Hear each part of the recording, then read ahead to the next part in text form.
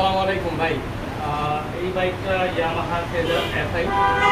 বাইকটা আপনার সাউন্ডের প্রবলেম নিয়ে আসছে। হ্যাঁ, তো নর্মালি একটা বাইক হয় কি, আপনার বাইকটা যখন অনেক কিলো চলে, দেখা যাচ্ছে আপনার 10,000, 20,000, 65,000, 50,000 প্লাস যে বাইকগুলো আছে, ওই বাইকগুলো একটা নর্মাল প্রবলেম।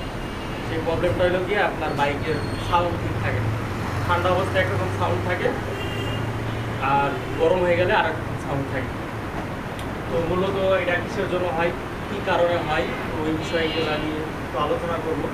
আর নর্মালি সবাই জানে, তারপরে আবার নতুন করে আমি বোঝাবো যাতে যারা উপকৃত হয় এই আর কি। তো একটু সামনে ক্যামেরা নিয়ে সবাই দেখাই।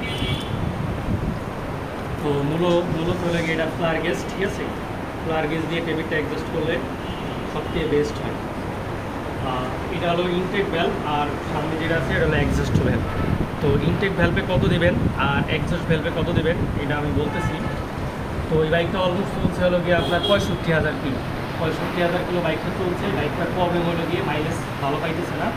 আর দ্বিতীয় কথা হলো গিয়ে আপনার যখন বাইকটা যখন ওভারহিট হয়, ওভারহিট হয়ে গেলে পুরো সাউন্ডটা চেঞ্জ হয়ে যায়, ঠিক আছে।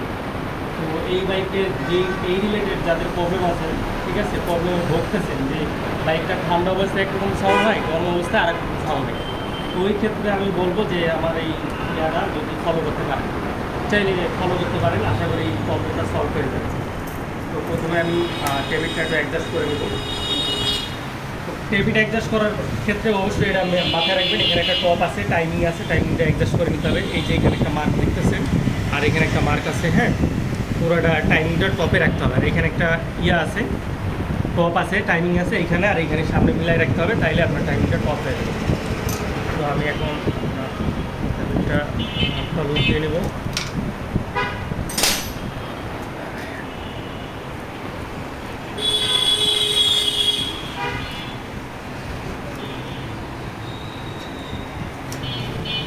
আচ্ছা, আমি ইনটেক ভ্যালভটা দিব আপনার 8 mm, ঠিক আছে, 0.08, ঠিক আছে। ইনটেক দেবো 8।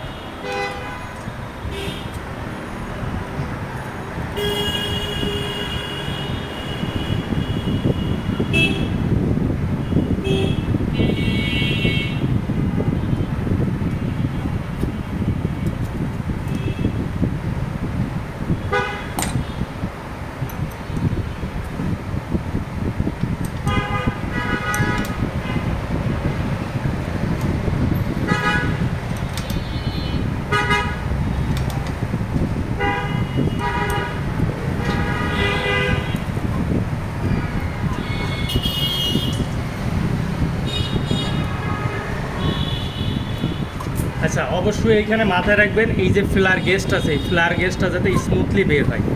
ফ্লার গেজটা যদি আবার টাইট থাকে তাহলে আপনার ভেলভ আবার টাইট হয়ে যাবে, ঠিক আছে। যদি ভেলভ যদি টাইট হয়ে যায় তাহলে কিন্তু কোনো লাভই হবে না। তো এটা অবশ্যই আপনার এই যে ফ্রি ফ্লে রাখবেন যাতে স্মুথলি যাতে বের হয়, এই আর কি।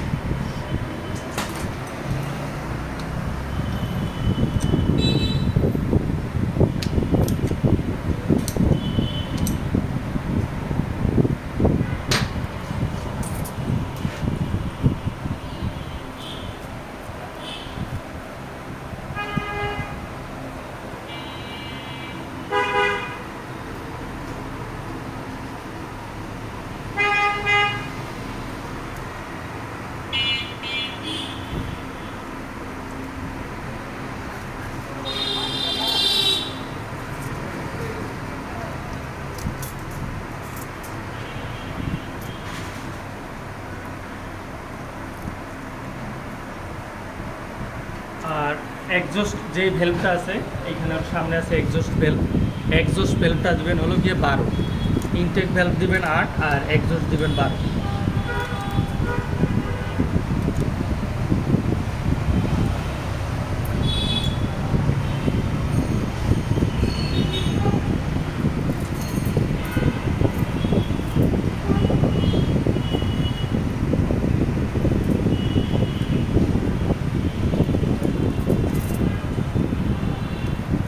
পাতলা তো বাতাসে উঠতেছে।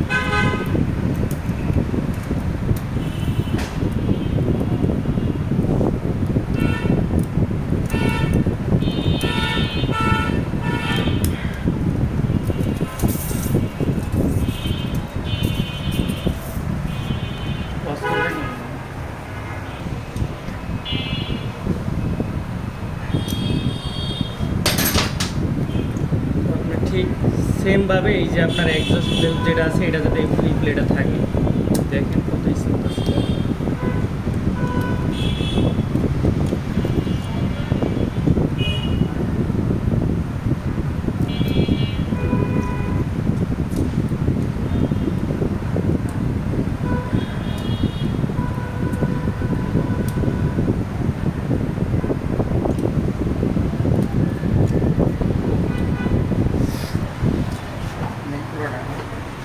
তো আপনার বাইকটা যদি এরকম যদি এই রিলেটেড যদি কোনো প্রবলেম থাকে, যে আপনার যেগুলো বললাম আমি, তো আপনি চাইলে আপনার বাইকটা এইভাবে সার্ভিস করাইতে পারেন, করাইলে ইনশাল্লাহ ঠিক হয়ে যাবে।